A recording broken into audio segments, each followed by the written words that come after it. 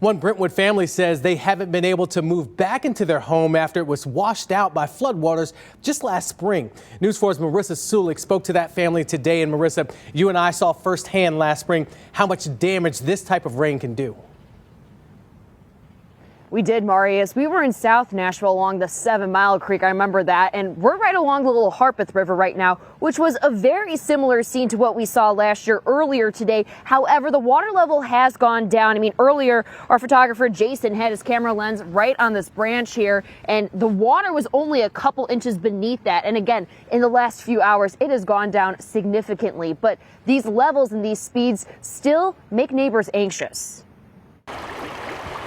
The Little Harpeth is the reason Jackie Tulamaris and her family moved into this home 6 years ago. The backyard's what attracted us. But she didn't. The kids' playroom was right here. Sign up for this. You can just see how moldy everything's getting, just sitting here, you know, like that's how weak the floors have gotten. We basically had 16 inches of water in the house. We had to escape through the water with our 2 kids and a dog. That was last March.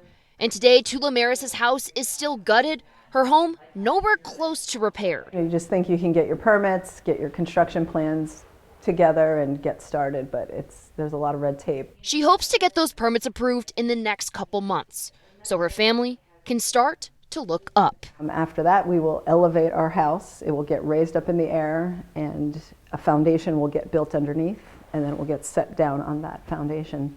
And then we can actually rebuild our home. My house has been flooded twice. Leslie Carmichael is a neighbor down the street who decided to not only elevate her home, but join the coalition Flood Ready Tennessee. After 2 floods now, we're like, okay, so we are going to raise it. And that's not been an easy process. And so I can't imagine being in a community and not having the resources. Tulamaris says because her home is in a coveted neighborhood, her family never considered moving. And with the housing crisis, there's nowhere to go if I were to leave.